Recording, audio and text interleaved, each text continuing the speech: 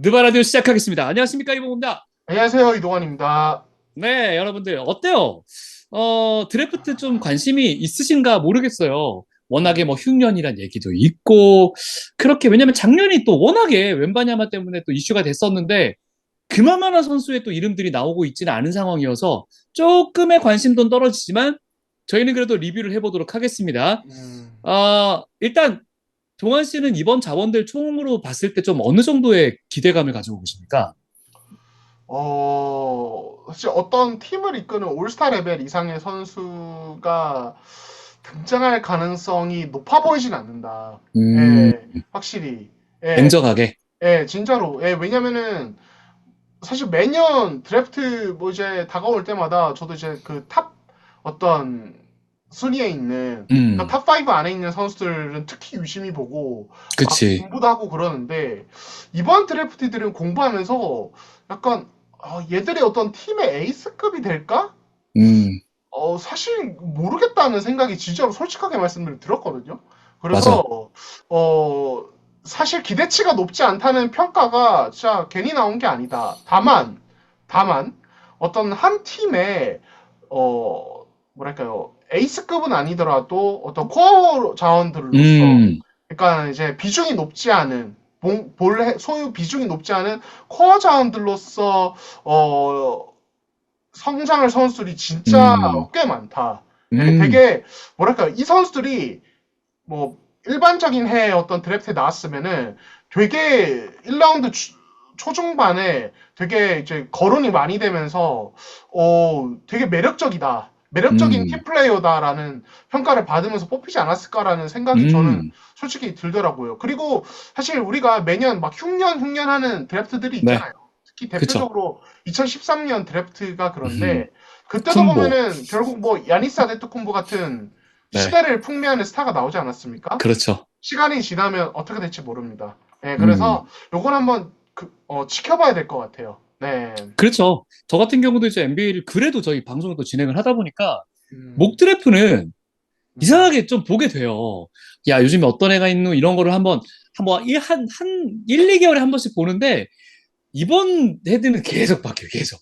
그래서 그렇죠. 뭐 올라오니 뭐 다시 내려가니 막 이런 게 되게 많았었는데 일단 이번 드래프트를 좀 한 단어로 좀 얘기를 하자면 정말 많은 미국 언론들도 이렇게 평가를 하더라고요. 프랑스. 음, 무려 프랑스의 선수 3명이 탑10에 진입을 했습니다. 네. 리샤세. 리샤세라고 있는 거 맞죠? 리 자셰라고 읽어야 돼요. 오늘 리자쉐. 아, 기사 맞다. 나오니까 오늘 리 자셰라고 돼 있더라고요. 아담 셀버가 리자쉐라고 하더라. 아, 네. 이제 리 자셰라고 불러야 될 것 네. 같습니다. 그리고 네. 이제 알렉스 사르 선수 역시 음, 2픽으로 음, 워싱턴으로 가게 됐고요. 네, 리자세 같은 경우는 애틀랜타로 갔습니다. 그리고 6픽 살룬.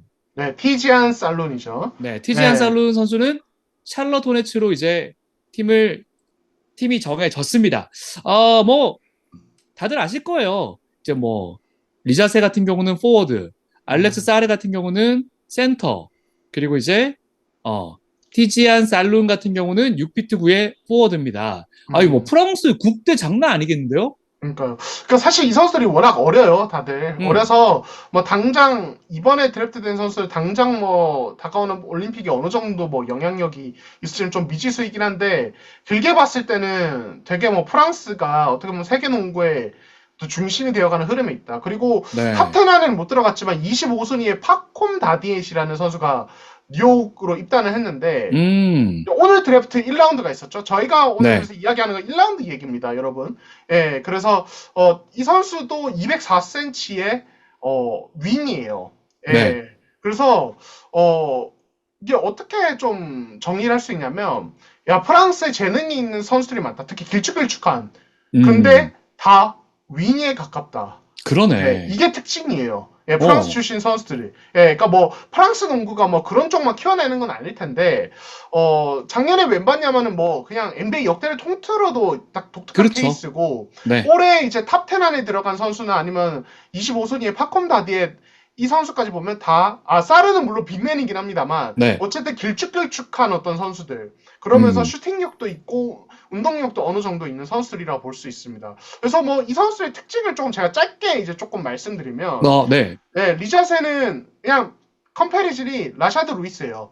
그렇죠. 예, 3점이 매우 좋은 장신 음, 윙이고, 2m 8cm입니다. 예, 근데, 어, 약점이 운동량이 좀 평범하고, 볼 핸들링이 네. 조금 약해요. 그래서 제가 봤을 때는 NBA에서 되게 윙으로 되게 매력 있는 자원이긴 한데, 어떤, 팀을 이끄는 스코어러 역할로 가기에는 조금 한계가 있지 않을까라는 야, 생각이 1픽인데? 들어요. 예. 그러니까 애틀랜타가 지금 애틀랜타도 진짜 오랜만에 1픽 얻은 걸로 알거든요. 그러니까. 예. 근데도 그렇게 막 흥분의 도가니 분위기가 그래서 아니었던 거예요. 예. 네. 그래서 뭐 어쨌든 지금 드래프트 티 중에서는 그래도 되게 손꼽히는 슈터 중 한 명이다. 음, 이렇게 볼 수 있을 것 같고 사실 근데 네. 이 선수가 프랑스 리그에서 3점 성공률이 40%였거든요. 거의 음, 37%인가? 근데 이 정도 신장과 이 정도 사이즈의 운동량이 평범하다고 하지만 나쁘지 않아요. 괜찮아요. 예. 네. 그러니까 그렇던데? 엘리트급이 아닌 네. 거죠. 예. 네. 그래서 이런 어떤 슈터를 구하는 게 쉽지는 않다. 그래서 음, 애틀랜타 입장에서는 트레이형 디존테 머레이 체제를 유지한다면은 여기에 이제 뭐 제일런 존슨 붙이고 그리고 리자셰까지 붙여가지고 좀 이제 또 뭔가 리빌딩보다는 윈나우로 계속 가는 음, 예, 예, 이런 구조가 되지 않을까. 머레이 영을 지킨다면 예, 음. 뭐 이런 생각이 드는 거죠. 뭐 네. 일단 여러 군데서 또 평을 했는데 뭐 B다. A의 어떤 그레이드를 받지는 못했던 걸로 기억을 하고 있고요. 알렉스 사레 음, 같은 경우는 아주 뭐 신장이 큽니다. 음. 센터죠. 예, 216cm, 2m 네. 16이고, 윙스팬이 2m 26cm예요. 그쵸. 그러니까 사실은 저는 포텐셜만 놓고 보면 사르가 리자쉘보다는 조금 더 높지 않나. 왜냐면 그러게. 그러니까 리자쉘은 뭔가 좀 한계가 약간 있을 수도 있다는 생각이 드는데 음, 알렉스 사르는 이 신장에 그러니까 컴패리즌이 미첼 로빈슨인데 미첼 로빈슨과 가장 다른 것은 발이 그러니까 스텝이 되게 좋아서 네. 가드들을 따라다니는 스위치 수비가 되게 잘 돼요. 그리고 림 음, 프로텍팅도 엄청 잘 돼요. 매력 그래서 있다. 현대 NBA에서 되게 빅맨으로서 센터로서 쓰기 좋은 수비수랄까요? 약간 그러게. 에반 모블리의 네. 장점이 좀 어느 정도 있는 그런 음, 어떤 빅맨이라는 생각이 들고 여기에 아직 슈팅력이 완전히 발전하진 않았는데 슈터치가 괜찮아요. 예, 그래서 음, 장기적으로는 피켓팝 뭐로 이제 뭐 3점 받아먹는 이런 어떤 그러니까 3&B라고 하죠. 3점과 블록이 다 되는. 그러니까 워싱턴이 이제 이번 시즌 앞두고 포르징기스 트레이드 했는데 포르징기스 타입의 조금 더 작은 예, 어떤 빅맨을 데려오는 게 될 수도 있다라는 음, 생각이 듭니다. 예, 음, 그리고 뭐 나머지 선수도 이제 좀 빨리 말씀드리면 티지안스는 네. 이 선수도 슈팅력이 되게 괜찮은 장신 윙입니다. 2m 7cm고요. 그리고 탑10은 아니지만 팝콘 다델 이 선수도 윙자원입니다. 네. 음, 좋습니다. 프랑스 선수들이 굉장히 두각을 보여주고 있고요. 음, 자, 그리고 또 이제 굉장히 또 기대를 받았던 게 바로 스테픈 캐슬. 이게 또 음, 샌안토니오가 픽을 했습니다. 웬바냐마의 파트너로서의 역할을 할 것으로 뭐 아주 보이는 4픽. 네. 샌안토니오가 이제 선택을 한 선수인데 음, 6피트 어, 6인치죠. 네. 네, 6피트 9죠.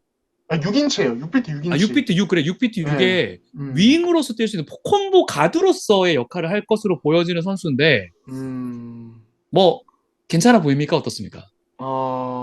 그러니까 현지에서 이 선수를 놓고 여러 가지 이야기가 나와요. 근데 이 네, 선수 우리가 일단은 잘 봐야 될 게 대학교를 1년 마치고 왔는데 그 대학교가 코네티컷이에요. 네, 예. 그러니까 그리고 신입생으로 코네티컷 어떤 우승에 리그 2연패 음, 1조를 했는데 음, 근데 그 대학 무대는 컨퍼런스가 있잖아요. 네, 컨퍼런스 올해의 신인에도 뽑혔어요. 그러니까 기량이 음흠, 보통이 아니라는 음, 건데 근데 이제 현지에서는 뭐 이제 이 선수의 어떤 장단점을 두고 여러 가지 비교 대상이 나오는데 가장 어떻게 보면은 기대를 가질 수 있는 컴패리즌은 더 큰 주루 네, 할로데이입니다. 예. 그러니까 이 선수의 가장 큰 강점은 수비에 있어요. 진짜로. 음, 진짜 여러분 영상 수비하는 영상 보시면은 네, 야 주루 할로데이가 왜 언급되는지 좀 느껴지실 거예요. 저도 음, 보면서 주루 할로데이, 마커스 스마트 혹은 세크라멘토에 있는 다비온 미첼 이런 네, 선수들이 생각이 나더라고. 그러니까 정말 정말 수비력이 좋아요. 스크린을 음, 어떤 읽고 대처하는 능력, 핸들러들을 따라가는 능력, 그리고 팀 수비를 진두지휘하면서 로테이션을 선수들한테 알려주고 자기가 볼 흐름을 읽고 다 끊어내는 능력. 이 선수 어, 어쩌면 잘 성장하면 올 디펜시브 팀에 들어가는 레벨의 어떤 수비수가 될 수도 있습니다. 제 느낌에는. 근데 슈팅은 좀 약점으로 꼽히긴 하네요. 그렇죠. 예. 네. 그래서 제가 그 얘기를 이제 뒤에 드리려고 했는데, 그러니까 이 선수는 수비에서 지금 빅토 엠바냐마랑 같이 세란토니오의 구심점이 될 것 같아요. 근데 네. 공격에서는 일단 슈팅력에 한계가 있습니다. 그래서 음. 3점 성공률이 어, 이번 시즌에 26%였어요. 대학 무대에서도. 아이고. 그러니까 3점에 대한 약점이 있는 거죠. 예, 네. 그래서 저는 그래서 어떤 면에서는 야 마커스 스마트 처음 데뷔할 때 이런 이슈가 있었는데 예, 스마트랑 좀 비슷하네. 이런 네. 슈팅에 대한 약점은. 근데 대신에 어 돌파가 되게 좋아요. 예, 그 음. 드리블 돌파에서 리머텍. 그러니까 워낙 몸이 되게 땅땅하고 되게 사이즈도 좋아서 음. 돌파도 좋고 그리고 커딩을 기가 막히게 잘합니다. 이 선수. 그래서 제가 봤을 때 NBA에서는 어떻게 활용될 가능성이 높냐면 이 선수는 핸들러보다는 오히려 윙에 있다가 컷한다든지 혹은 웬바니아마를 위해서 스크린 걸어주면서 슬립으로 빠지면서 리머텍 한다든지 네. 혹은 한 번씩 그냥 기습적으로 드리블 돌파로 찢어버린다든지 약간 음. 요런 형태의 공격을 좀 더 할 것 같고 더 어울리는 것 같아요. 그래서 오늘 드래프트 음. 되고 나서 세란토니오 측에서 그런 네. 얘기가 나왔죠. 스테폰 캐슬은 코트 곳곳에서 공격하는 모습을 볼 수 있을 것이다. 저는 이야기가 이런 맥락에서 나온 것 같아요. 그러니까 이 선수는 음. 포인트 가드로 분류되기도 하고 진짜 봉우씨 말대로 콤보 가드라는 이야기도 있는데 이 선수의 강점을 최대한 살리려면 1번, 2번, 1번보다는 그래도 2번 쪽에 주로 쓰면서 윙에서 막 이제 이런저런 플레이 할 수 있게 만들어주는 게 음. 훨씬 좋은 것 같아요. 그리고 이런 스타일은 그레 포포비치 감독이 추구하는 농구랑도 꽤 잘 맞는 것 같아요. 이런 오프볼 네. 움직임이나 컷, 리머텍. 그래서 그러네요. 저는 이번 어떤 세나토니의 스테폰 캐슬 지명이 웬바냐마와 함께할 메인 핸들러를 세란토니오가 뽑았다. 이렇게 생각하시는 것보다는 네. 세란토니오의 웬바냐마 왔음에도 되게 불안했던 수비력을 또 한 단계 업그레이드 시켜줄 어떤 음. 이제 수비수 한 명이 보강되는 동시에 샌안토니오 스타일에 맞은 어떤 리머텍 어떤 공격수가 음. 등장했다. 약간 이렇게 보시는 게 뭔가 더 적합하지 않을까. 이 선수의 스타일을 봤을 음. 때 저는 개인적으로 그렇게 평가를 좀 합니다. 그러면 샌안토니오는 좀 리딩 될 수 있는 포인트 가드 한 명 필요하지 않습니까? 그렇죠. 네, 그래서 네. 사실은 저는 조금 약간 의아했던 게, 그, 이제 나중에 후순위에서 뽑은 랍 딜링햄. 이 네. 선수가 사실은 어마어마하게 공격력이 괜찮은 공격적인 음. 가드예요, 사실은. 네. 예, 진짜로 그 켄터키 출신의 그 운동 능력 짱짱한 예, 전형적인 뭐 디에런 팍스나 뭐 이제 선배들 있잖아요. 네. 진짜 그 선수들 생각나는 가드인데 트레이드가 되더라고요. 그러니까 샌안토니오는 그런 스타일의 가드는 예, 원하지 않는 것 같아요. 예, 그러게. 그래서 트레이드가 된 것 같고 모르겠어요. 샌안토니오가 FA 시장이나 트레이드 시장에서 뭔가 무브를 더 가져갈지는 모르겠는데 음. 제가 봤을 때도 좀 핸들러 보강은 좀 필요해 보인다. 왜냐면은 음. 지금 데리고 있는 가드들 글쎄요. 네. 이번 시즌으로 이미 좀, 이 선수들로는 좀 한계가 있다는 게 드러나서, 뭐, 트레 전스도 별로였고, 제레미 소엔 장신가드 테스트도 사실은 실패했고, 디본테 그렇죠. 그리엄도 뭐, 사실은 약점이 있는 어떤 가드고, 음. 그래서, 장기적으로는 뭔가 메인 핸들러, 엘리트급의 메인 핸들러를 보강해야 되는데, 그게 뭐, 내년 드래프트가 될 수도 있고요. 예, 음. 아니면 FA 시장이나 트레이드 시장에서 움직일 수도 있으니까, 요건 한번 지켜보시죠. 네. 좋습니다. 그리고 이제 8순위로 뽑혔던 바로 랍 딜링햄.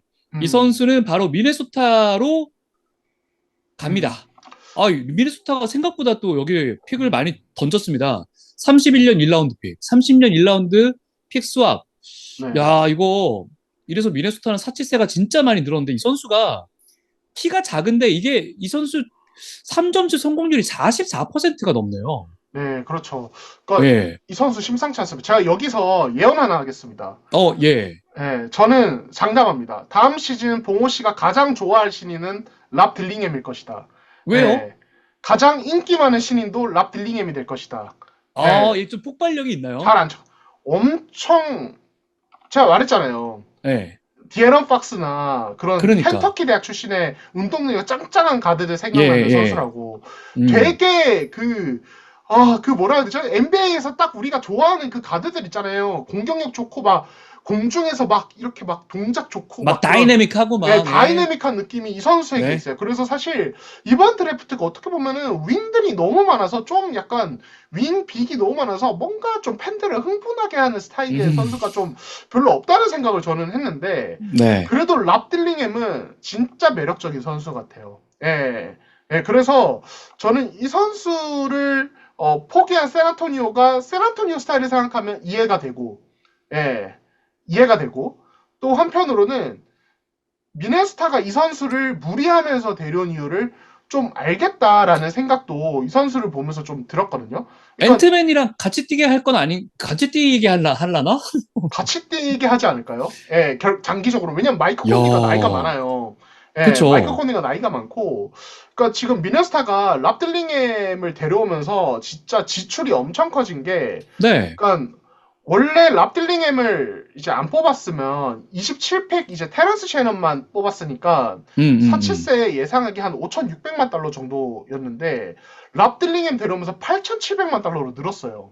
야, 미네스타 지금 확정 샐러리 2억 달러 넘었습니다. 다음 시즌. 아우. 이번 시즌에 유일하게 넘은 팀 피닉스였나요? 리그 전체? 아, 네. 골든스테이트. 지금 골스죠. 네. 골든스테이트만큼 돈 쓸 예정이에요. 다음 시즌에. 네. 아니, 그러니까 지금 미네스타는 랍들링햄을 데려와서 지금 거의 약간 우리 돈 엄청나게 써가면서 우승하겠다. 한 번 더 던진 거예요. 그러니까 이게 드래프트 트레이드라, 픽 트레이드라 사실 약간 그렇게 임팩트가 없을 수도 있는데 지금 미네스타 셀러리 음. 캡 상황 보면은 이 650만 달러 정도 받는, 630만 달러네요. 630만 달러 받는 이 딜링햄 데려오면서 사치세만 다음 시즌에 500억 원, 400억 원 정도를 400억. 더 내야 네. 되니까 이거는 진짜 미네스타가 엄청난 승부수를 던진 거라고 볼 수 있죠. 예. 근데 이게 어쨌건 저는 이제 뭐 콘니 얘가 나이가 많다 이런 얘기 하셨는데, 음, 근데 얘가 이 딜링햄 같은 경우는 수비가 많이 약하다는 평가가 있습니다. 그러니까요. 그래서 제가 봤을 때는 이 네. 선수 다음 시즌에 벤체이스로 아, 활용하기 시작할 것 같아요. 안 그래도 뭐 네, 컴패리즌 이쪽으로 루 윌리엄스나 본즈 아일랜드 이런 맞아요. 선수들이 이름을 올리긴 했더라고요. 맞아요, 맞아요. 딱 그런 스타일이에요, 진짜로. 공격형 네. 가드. 공격형이고, 운동력 좋고. 그래서, 이 선수가, 이제 또 거기가 좀 맞는 게, 당장 이번 시즌에 그 컨퍼런스 올해 식스맨상 수상자예요. 음. 그러니까 이미 대학에서 신입생 시즌을 식스맨으로 보내서 네. 식스맨으로 경기에 투입되는 게 어떤 건지 잘 알아요. 그러니까 이게 음. 뭐냐면 사실 우리 같은 이제 밖에서 보는 사람들은 아니 뭐 벤치에 있다가 나가면 되지. 그냥 늦게 투입되는 거 아니야. 이렇게 생각할 수 있지만 다르지. 실제 네. 선수들 얘기 들어보면은 저도 뭐 네. 국내 농구 취재 다니니까 어떤 이야기 듣게 되냐면 경기 전에 웜업을 다 해놓고 벤치에서 쉬다가 나가면은 몸이 식어서 되게 어렵다는 이야기를 하는 선수도 많아요. 근데 반면에 그렇게 했을 때 더 괜찮게 잘하는 선수도 있고, 예, 근데 이 선수는 어쨌든 그런 식스맨으로 뛰는 루틴을 이미 대학에서 보내면서 좀 체화를 한 거죠, 사실은. 음. 예, 그래서 저는 좀 지켜봐야 될 선수가 아닌가. 그러니까 음. 그 지금 피닉스의 데빈 부커도 켄터키 대학 시절에 거의 벤치에서 뛰었어요. 예, 그리고 세크라멘토의 말링 몽크도 사실은 예, 어떻게 보면은 좀 벤치에서 많이 뛰기도 했었는데, 네. 그러니까 이런 선수들이 켄터키 대학 출신의 공격적인 능력을 가진 어떤 벤치에서 많이 뛰는 이런 선수들이 NBA에 와서 성공한 사례가 꽤 많기 때문에 음. 랍들링햄에 대해서 미네스타가 나름 과감한 어떤 도박을 한 게 꽤 흥미롭다는 생각이 듭니다. 예. 그러게요. 요거 아주 또 재밌겠네요. 아주 보는 음, 맛이 또 생기지 않을까. 특히 미네소타 경기 참 재밌게 하는 팀이기 때문에 기대 많이 해주시고요. 음, 그리고 아우 정통 빅맨들이 또 이름을 보입니다. 도노반 클링원과 잭 이디 각각 음, 이제 7픽 포틀랜드 그리고 잭 이디가 9픽 멤피스. 근데 보면은 참 뭐랄까 이 클링원 같은 경우는 컴패리즌으로서 막 야 너무 멋진 선수들이 루디 고베어 마크 가솔 수비가 아주 대단한가 봐요. 그러니까 클레이먼 같은 경우는 진짜 약간 우직한 약간 빅맨. 네. 예. 그 어떻게 보면은 우승팀의 어떤 그런 어떤 주전 빅맨이고 사이즈가 좋고 그러네. 이런 선수라서 사실 이제 그런 얘기 있었죠. 아, 이번 드래프트 애매해가지고 애틀랜타가 1픽으로 클링은 뽑는다. 뭐 이제 이런 음, 이야기도 맞아요. 있었는데 근데 뭐 사실 오늘 예상 밖으로 7순위까지 미끄러졌고 네. 어 사실 포텐셜이 높다? 사실 그건 모르겠어요. 저는 이 선수. 그냥 이제 되게 준수한 빅맨 같아요. 예, 약간 워커 캐슬러 생각도 나고 맞아요. 막 컴패리즌, 네. 그러는데 근데 어쨌든 7순위에서 포틀랜드가 뽑은 것은 포틀랜드 입장에서는 되게 호재다. 음, 왜냐면은 포틀랜드는 당초에 클링언을 뽑기 위해서 뭐 픽업한다 이런 말이 있었거든요. 근데 사실은 이제 뭐 많은 분들이 아시다시피 픽업 트레이드 안 하고 7순위에서 뽑았으니까 그러니까요. 가장 원하는 그림이 이뤄진 것 같고 네. 그리고 이거는 또 무슨 의미가 있냐면 포틀랜드가 디안드레 에이튼 트레이드 하겠구나. 그러니까 클링어를 원하는 것 자체도 그렇고 음, 뽑은 것도 그렇고 결국에는 디안드레 에이튼을 처분할 생각이 없으면 이런 지명을 할 수가 없습니다. 아무리 이번 그쵸. 드래프트가 좀 뭐 흉작 얘기가 나와도 네. 그래서 이제 디안드레 에이튼이 어디로 트레이드 되느냐 뭐 이런 것도 좀 알 수 있지 않을까. 음, 에이튼이 참 피닉스에서 떠난 지 1년 만에 벌써 이렇게 평가가 이제 또 더 내려가는 이런 네. 상황에 처했네요. 나름. 그러게요. 아니, 근데, 이디 같은 경우는 사실 음. 공격력도 그렇고 굉장히 높은 평가를 받던 선수 아닙니까? 아, 제기디어. 그렇죠. 네. 대학 모델 거의 뭐 최고의 빅맨 그러니까요. 있다고 할 수 있죠. 근데 제기디, 9피까지 떨어졌네?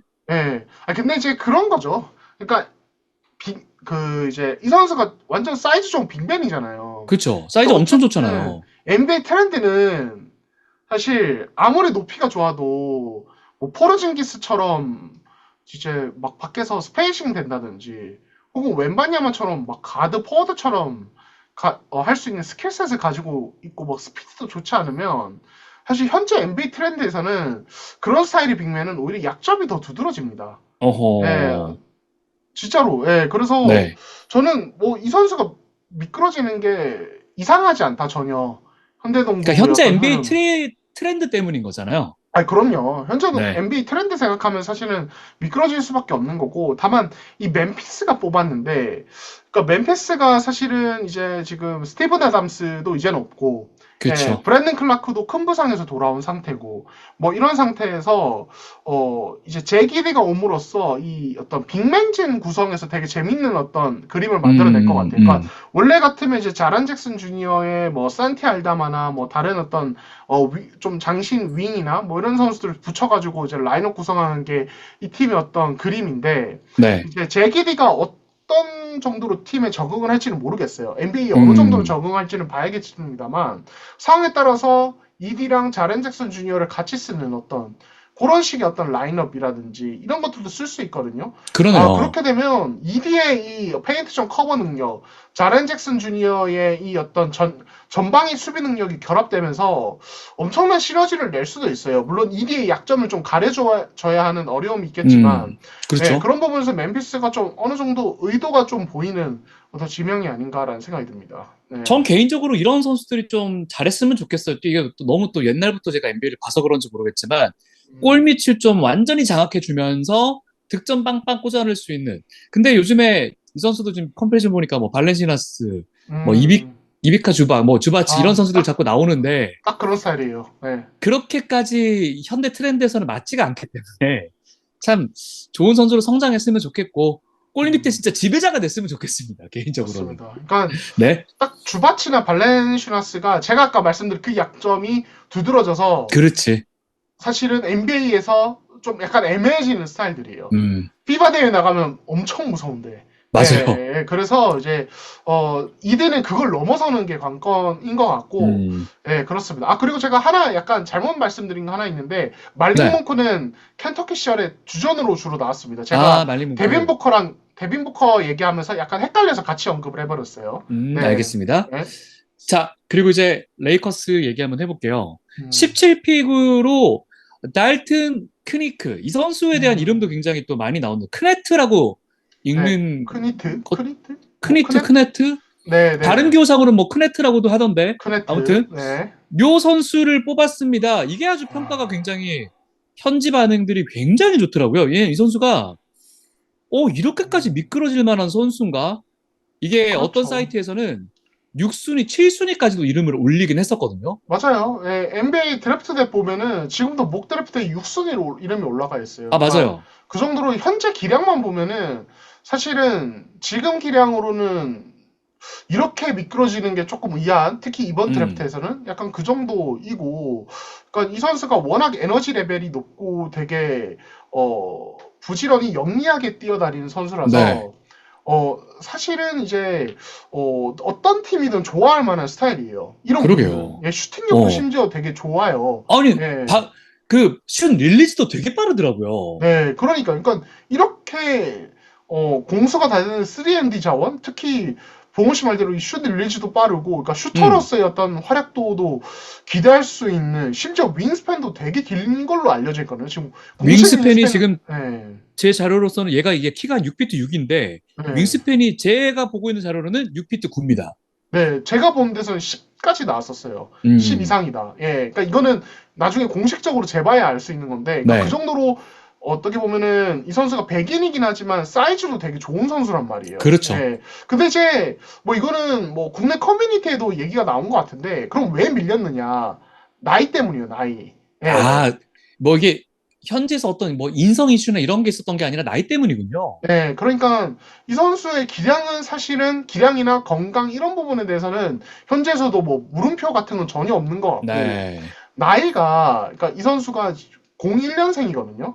그렇죠. 예. 그러니까 뭐 우리 입장에서는 뭐야 엄청 어리네 이럴 수 있는데 NBA 드래프트를 기준으로 봤을 때는 음, 보통 만 19세, 예, 어리면 만 18세 뭐 이렇게 뽑으니까 네, 그러니까 이 선수 지금 만으로 이미 23살이 넘었어요. 네, 그러니까 사실은 이제 NBA 관계자들이 보기에는 약간 뭔가 업사이드가 되게 낮아 보이는 거죠. 예, 음. 왜냐면은 보통 이제 만 19세로 NBA 들어온 선수들이 터지는 시기가 21세, 22세 이쯤으로 보거든요. 포텐셜이 터지는 시기를. 예, 네, 그러니까 이 선수는 이미 포텐셜이 터질 시기도 지났고 거의 뭐 완성이 되어서 지금 드래프트에 나온 거니까 음, 그러니까 이제 가치가 더 내려간 것 같아요. 그러니까 이번 드래프트가 흉년이다 보니까 음, 좀 전체적으로 다 제 생각에는 좀 업사이드를 보는, 예, 포텐셜을 보는 지명이 오히려, 있었던 것 같아요. 왜냐면 어차피 당장 기량은 사실 기대 못 미치고 그러면은 네, 나중에 잘 터질 것 같은, 잘 될 것 같은 애를 뽑자. 그러다 보니까 사이즈나 이런 부분이 되게 좋은 윙들을 더 뽑게 되는 거 아닌가라는 생각도 들고, 뭐 알렉스 사르도 그렇고 뭐 리자시도 그렇고 다 이제 포텐셜은 되게 괜찮아 보이거든요. 왜냐면은 네, 갖춘 툴이 많기 때문에. 어쨌든 그러니까요. 달튼 네트로 넘어오면은, 큰 네트로 넘어오면은 그러니까 이 선수는 되게 뭐 현지에서도 평가가 되게 에너지 레벨 진짜 좋은 3&D라는 평가를 받고 있기 때문에 근데 당 딥, 네.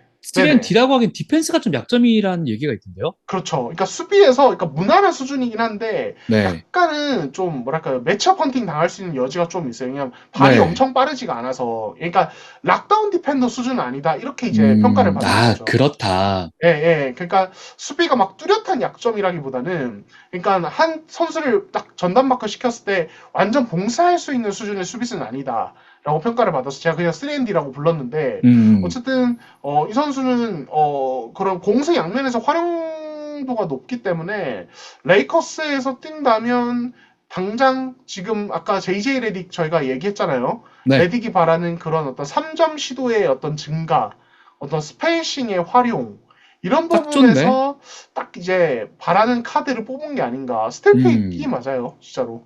네. 그럴 수 있겠네요. 근데 다만, 아니, 약점이라는 게 네, 다만 나이라면은 네. 괜찮지 않나?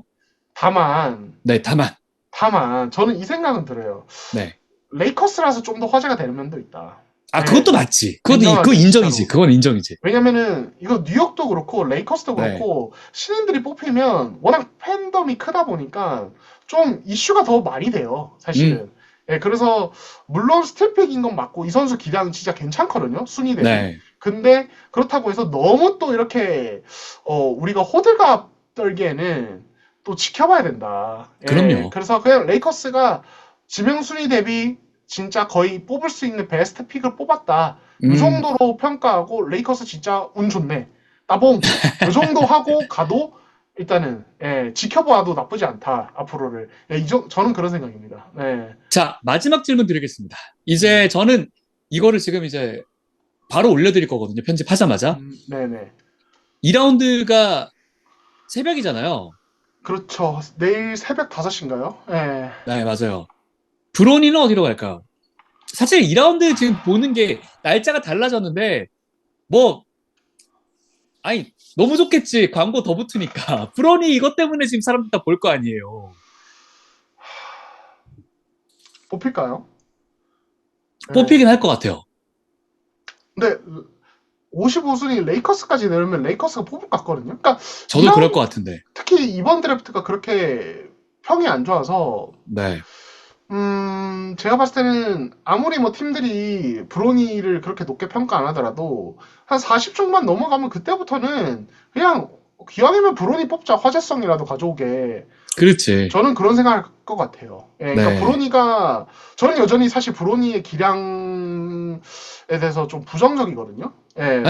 예, 그렇긴 한데 뭐 아무리 뭐 그런 컴바인이나 이런 데서 좋은 부분들이 보였다고 해도 저는 부정적인데 근데 그렇죠. 사실 뭐 2라운드 중반 넘어가면은 그때부터는 뭐 NBA 아예 데뷔도 못하는 선수도 많고 그냥 조용히 있다가 사라지는 선수도 많아서 뭐 뽑을 만하지 않냐. 특히 레이커스는 55픽에서는 무조건 뽑지 않을까요? 아니면 픽업을 해서라도 뭐 뽑을 수도 있을 것 같고, 2라운드 그러니까 픽, 르브론도 뭐, 보면 전략 잘 썼어. 아직 뭐 네, 팀 안정하는 듯한 느낌을 자꾸 보여주니까, 음, 우리 아들 어떻게든, 전 그런 냄새가 살살 납니다.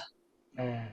그래서 지금 브로니가 지금 팀들이랑 워크아웃을 잘 안 했죠. 네. 레이커스, 피닉스 정도랑만 하고, 다른 팀들 워크아웃 요청을 잘 안 받아줬다고 하는데, 뭐 믿는 구석이 있을 수도 있을 것 같고, 그러니까 지명 안 음, 돼도 아마 언드래프트 됐을 때 바로 서머리그 계약할 팀도 솔직히 이미 정해져 있을 수도 있어요. 네. 그래서 지켜보시죠. 아, 새벽에 일어나야 되나? 네.